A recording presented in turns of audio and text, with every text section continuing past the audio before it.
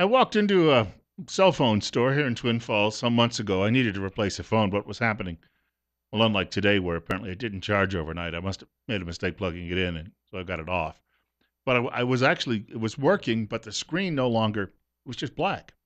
So I needed to get a new phone, and I dropped by cell phone store and got chatting with the staff, and one young man working as a tech there. I say young, he has a family. I say young, it's young to me. He was telling me that he relocated to Twin Falls from Nampa. I said, why would you do that? He said, very dangerous in Nampa. He said, gangs and a lot of issues with that, a lot of gangs prowling the streets. And he said, I don't want my kids growing up around that. So my initial impressions of Nampa were that it's a little dangerous. Now, I've never been into downtown Nampa. I have been in Nampa, but never downtown. Happened to come across this from the Press Tribune, which is the newspaper out of that city. Nampa named best town for trick-or-treating. And my first thought was, according to that guy's description at the cell phone store, it makes sense because it's got to be very frightening. Not so. According to one company, Nampa is the best city in the country for trick-or-treating this Halloween.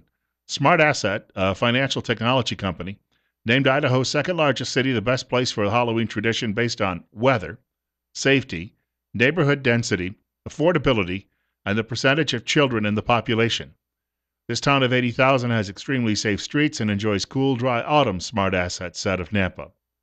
Other cities on the list, well, Orem, Utah's on the list. That probably makes good sense. Kennewick, Washington, and Idaho Falls. Twin Falls apparently didn't make the list. Or if they did, no one in Nampa wants to admit it. Smart Asset also says it's essential to head to the annual Halloween celebration in downtown Nampa before going door to door. Now, we're doing a celebration, of course. We do it every year at the Town Square Media radio stations.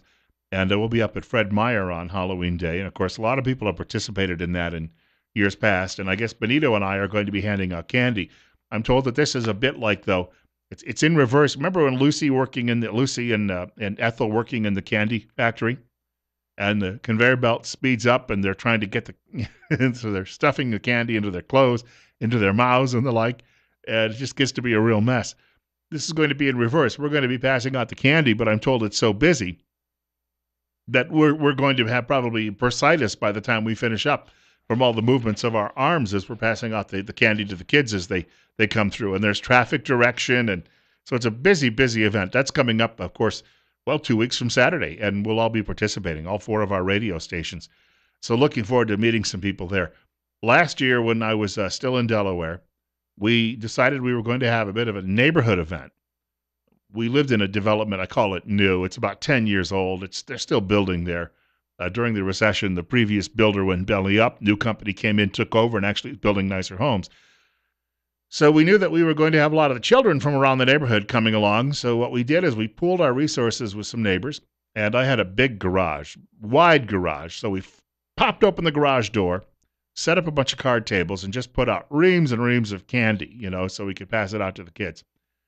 2 of the neighbors came over and decided to join us, and they weren't much help. We got out there before sunset because the younger kids come by. Well, they started imbibing. Not the younger kids, my neighbors. And then my neighbors imbibed some more. And then the sun set and they imbibed a little bit more. And they continued to imbibe. And they continued to imbibe well after sunset and even after the older kids came by. So they were absolutely useless in helping pass out the candy. We're passing out all the candy, and they're sitting in their folding chairs, just kind of like test patterns going on between their ears. You'd have to be of a certain age to know what a test pattern was. 9:27, Bill Colley with you on Top Story on News Radio 1310 KLIX and newsradio1310.com.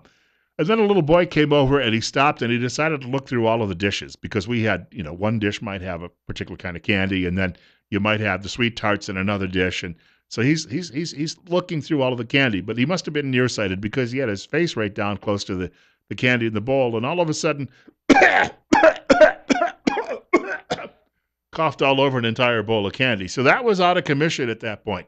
Halloween is really a fun holiday, isn't it? Many, many years I lived in a neighborhood where we rarely ever saw anyone come by. I lived in a housing development, and this is probably going back a good 10 years ago, and they used to tell us, well, look, if somebody's coming by, just turn off your light. I used to try to find reasons not to be home on Halloween night for that reason. Because I think one year I had 6 kids, and I had these big bowls of candy, and after that I said, well, I'm not going to do this again.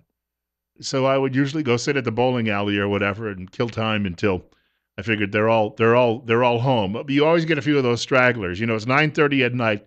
You're sitting in your house. You're in your jammies.